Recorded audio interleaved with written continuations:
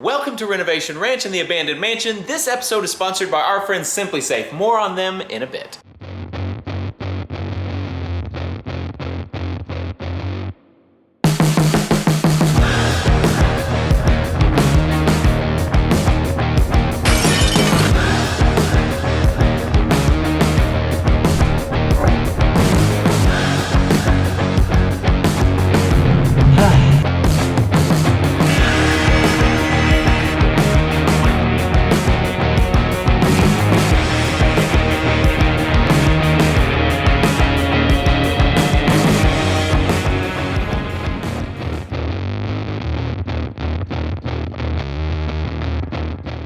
Welcome to Renovation Ranch. Welcome to Renovating an Abandoned Mansion. We are here at the Getting Less Abandoned Mansion. But first, let's take a moment to just appreciate that view and this beautiful day starting up. God, it's so pretty.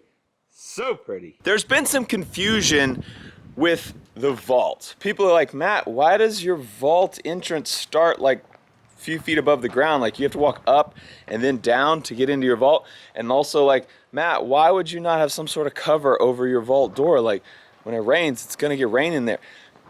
I've explained this. Obviously those people have not watched the video. It'll be much more clear now.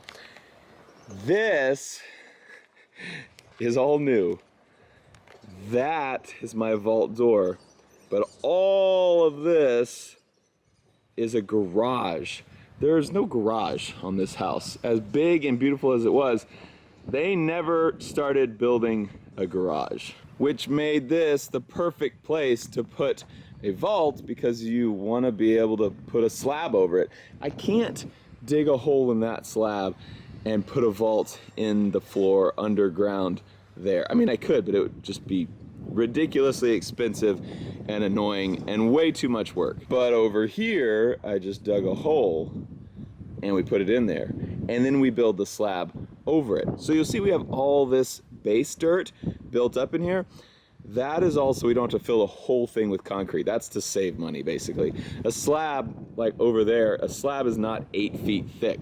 The outside is 8 foot down, but the inside is packed up with dirt, and you have a smaller level of concrete on top of that. So this is done here, that is done there, this is done, that is done.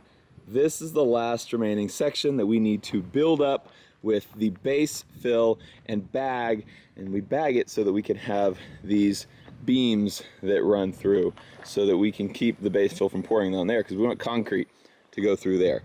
So today, we're finishing the bagging, finishing the base fill, getting a nice level surface, and then rebar. All of this rebar is for our slab. One problem we do have is, we can't put this base fill on top of this because then you're just piling dirt on top of that, which is not gonna be able to like support weight across it like concrete would. So we're actually going to put like 4 feet of concrete on top of this and tons of rebar across because you have to do rebar a certain distance apart from each other. So this entire bunker is going to be totally covered in concrete. On the sides, as you guys saw in previous episodes, it's all surrounded by concrete, and then it's going to have like 4 feet of concrete piled on top of it. So it pretty much will survive a nuke. Right here, you can see we have some huge pipes going through. Those are gonna be drain pipes, so they just connect right here to this low area that's over in front of the house, because this kind of slopes down toward the house. And we're gonna build all this ground up, but we'll probably put like a French drain here so that any water that doesn't go around the barn or around the house that comes right here will sink down in the French drain, go right here, connect down to lower ground that way. So this is the house right here, and then coming into this hallway connects into the garage. This will all be an enclosed hallway, all air-conditioned space right into the garage. A lot of people are also saying, Matt, why is your garage not attached to your house? It is attached. It's gonna be attached to the house right there. Some people were saying, Matt, why would you not put that thing close to your house? It's gonna be in the house. That's the house. This is not gonna be only a garage. It's gonna be a garage plus some other cool stuff that you'll learn about the further we get along. But today, we're just trying to get this pad ready for some concrete. Upstairs now, so you guys can see the bird's eye view of the slab, kind of get a better idea of what I'm talking about. Oh yeah, this is way easier to see up in here. So garage doors will be along the front here. This is our driveway here. And then we have sidewall, the back wall, and then a wall here as well. And our connection to the house is going to be right down there. God, this is gonna be so good. Okay, so today, finish bagging, and then we start doing rebar. Cover this thing with tons of rebar. And then we're ready for concrete, which I think will happen in a few days. But you guys, lucky enough, with the magic of editing, will get to see it all today. Let's go. Oh, hey, decided not to go to the work yet because look at that sunrise. Holy cow. Man. Okay, it's settled. I want to live here for the rest of my life. Okay. Yeah, let's go to work.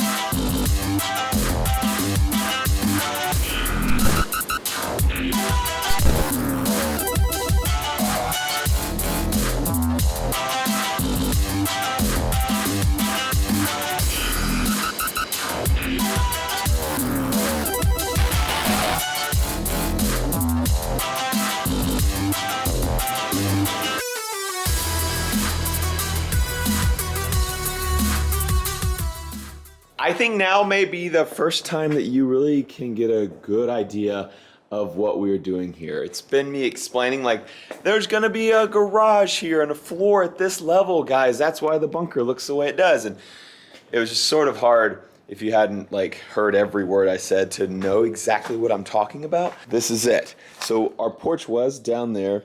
We are obviously bringing it up to the level of the floor in the house. And then this is going to be a hallway that will extend straight out here, a covered hallway, air-conditioned hallway that will extend out here into the garage area. There's going to be a few other rooms, but majority of this is going to be garage area. We actually should warp right up there so that we can see better. Whoa! Whoa! Oh gosh, gotta watch where I warp sometimes. Okay, house. The house that has been there, we just fixed it up. And the total new addition going in right here, so you can see, connects. Garage, drive in, yeah, right there. Let's warp back. Man, that was sketch. I'm glad I made it back. Now, I didn't really show you guys in detail them doing this rebar because you've seen it before. I showed it to you on Demo HQ build on a much smaller scale. This is the same, just way bigger, way crazier. The slab is bigger and it's deeper, and we're on a decline, so it's super deep on that side. But Matt, what is rebar? Do we need it? Why do you put rebar in your concrete? The answer is rebar actually doesn't do anything. It's just there for decoration. Science has proved that, so no need. Just kidding. Concrete has great compressive strength, which is why driveways are made of concrete. And you can drive a truck on them and it doesn't break concrete. But they don't have great tensile strength or like pulling and bending strength. So that's the deal with rebar. So this is a piece of tile, right? So tile is similar to concrete. You can stand on it. I could drive a truck on it if it was on a flat ground and it wouldn't break. But if I drop it from 3 feet up, dang it. If I drop it from 4 feet up, oh my gosh. If I drop it from 5 feet up, okay, it's a bad example. It's actually some really strong tile. Huh. If I lightly toss it at something hard, easily just breaks into a million pieces because there wasn't any rebar in that. Now, I'm no engineer, but I have made babies with one 3 times. No big deal. Don't know why I said that, just wanted to brag. But even my non-engineering brain is very intrigued by all the engineering that goes into a slab. For instance, we got the footings, the footers, the beams that go all along the edge. Every edge is deep, as you can see. And then we have a nice flat thing over the top with some beams going down the middle and more down the sides, and we have some going crossways down the middle this way as well. And all those beams strengthen the slab. Think about if you had a big piece of like 1/4-inch plywood, like thin plywood. It's floppy, you can move it like this. But hook 2x4s to all sides of it, it's gonna make it much more rigid. That's kind of the deal with this. Flat on the top, but you have supports going through it. Now look at this one. This one's pretty sweet because it's super deep. It goes down probably, 9 feet right there. And it was interesting to see how they do it, because when we did the Demo Ranch HQ, it was only like 2.5 feet deep, so they just laid on their bellies and tied the rebar down there. This one, they had to build this whole piece up here and then pick it up and drop it in the hole, because obviously you can't reach down there, and all these are tied with wires all the way down. So each of these sections all around this big slab were tied up here and set down in the beams. Now let's get over here to this part, because this is where it gets crazy. We complicated our slab by putting a bunker in it. The problem with that is we can't use all of this fill base dirt to bring it up. We have to do it all with concrete. You imagine if we just put fill dirt on top of this, you could, but then your bunker's not as sturdy. It's just got a bunch of dirt on top of it. We wanted concrete. Problem with just putting concrete on there is you have to have rebar every so often. So we have this huge matrix of rebar all around this thing on every side where the concrete is going to go. So this bunker, stairwell there, and then this big box right here, is going to be surrounded by like 4 feet of concrete and rebar on every side.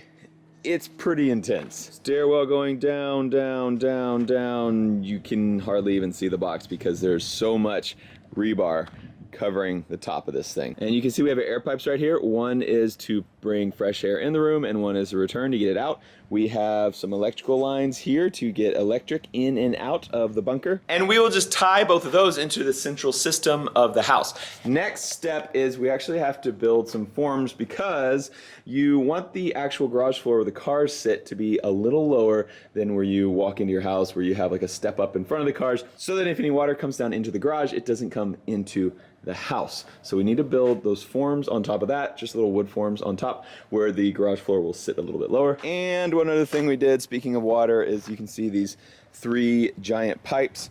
They are running from the front area straight through, and they will exit back here. That's just for drainage, so if it rains a lot, it won't pool right here. It'll have a way to escape. Probably have like a little French drain or something here. So those won't be visible, but the water will seep down and go through those pipes, through our slab, back to the backyard, down the hill. That's pretty much it. Forms, and then we are ready to pour. While we wait on the concrete truck though, I'd like to thank our sponsor of this episode. Simply Safe is incredibly reliable and effective home security. You order it online, it shows up to your door, and you install it by yourself with simple hand tools in less than an hour. You can totally customize it to however big or small your house is and how in-depth you want your security plan to be. This is your home base, you have a keypad, this is your smoke detector, doorbell sensors, this is a glass break sensor, motion detectors, video cameras, panic buttons, freeze sensors, water detectors, door and window sensors, smart door locks, key fobs, and many more devices to totally customize to whatever it is you want. My hands are dirty from working on the house. What I like most about Simply Safe is they have fair and honest prices,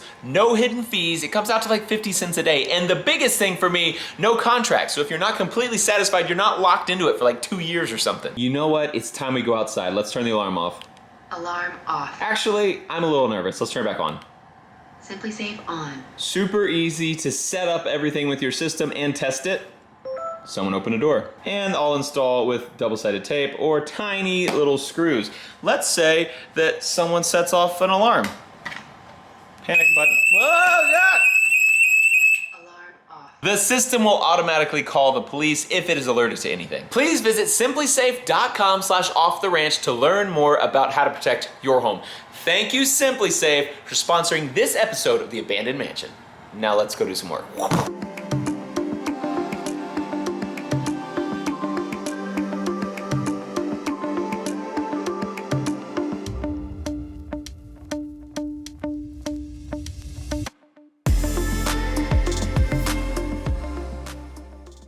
Oh, hey there, just me sitting up on top of the world over here. Look at that. Okay, but what's more exciting is look at this. We got a pump truck here, and the pump truck will pump the concrete from the concrete trucks into our slab. He's moving it around, getting her in position. So you can see our forms. So where the wood is here, that is the actual garage right there. This is all going to be inside, air-conditioned space here. So this will be where cars park. This is going to be a little workbench area because I wanted to have a place where I can keep some tools in the house, because there's always times you need tools in your house. So I want a small little work area. We'll have a little bench set up over here where I can work on little things. Dang, that's a big arm on that thing. Look how epic that thing is. So we only need to get the concrete to go a little bit over there, but this truck could actually make it go real far if needed. So it pumps it all the way up there to get it to go like an extra 20 feet. Had to stop with the construction part of this video just to show you guys that. It's so good. Screw the abandoned mansion. Welcome to Matt's Obsessed with the View Ranch. Yeah, I think they've already poured half the slab. I don't even care though. Just kidding. The first concrete truck is arriving shortly. And they're here. So that truck dumps into the back of the pump truck, pumps it up and over, down on our foundation over here. So you can see they're shoveling a little bit. Our grade was a little bit too high in the middle there, so they had to get some shovels, pull it down a little bit lower, just to make sure that we get enough slab on top so it's nice and thick where cars are gonna drive. And the pouring begins.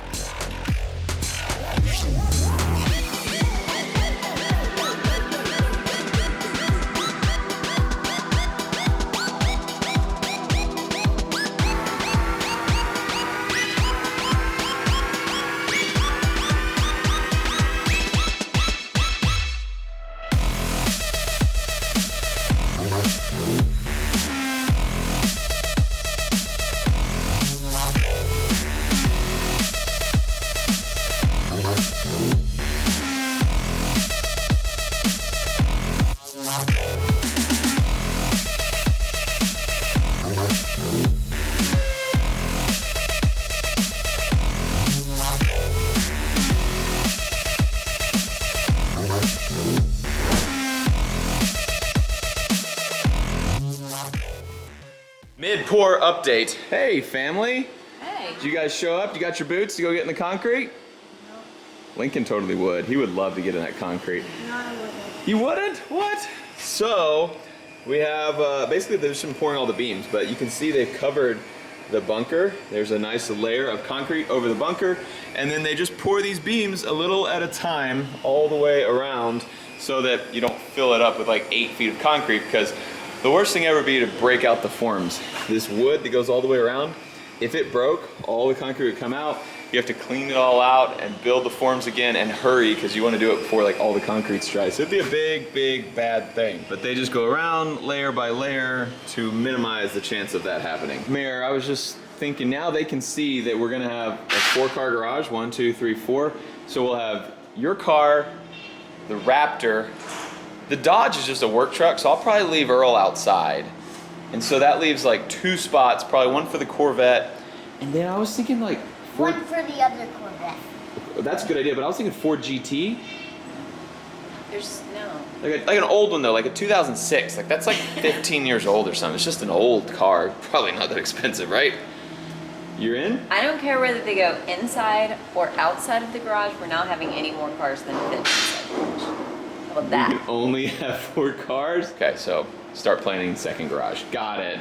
We could, on the backside, we could just drive around and have a whole nother garage on the backside. I love you. You're the best. Let's go back to the build.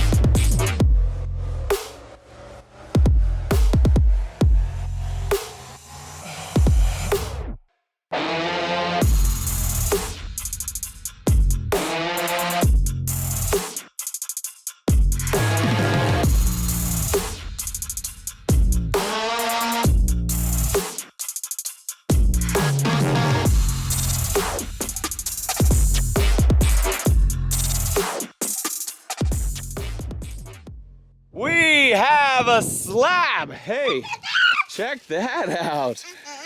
And we hopefully still have a bunker. We haven't actually opened this up to find out. Sorry for the wind. I had a little wind muff thing on the top and it totally blew off. Look at this beautiful slab.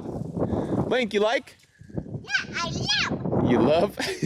Hey. This is crazy. We got some dinner. We're just gonna have a little picnic on the slab, the brand new slab tonight. Also, I ended up filming another abandoned mansion video today, but I didn't show any of it to you because we're almost done with that, but I wanna get it all done before we show you. So there is another episode in the works. Something really big and exciting happened, and I will show it to you very soon. Thank you so much for watching Renovation Ranch in the abandoned mansion. I love you, and I'll see you next time.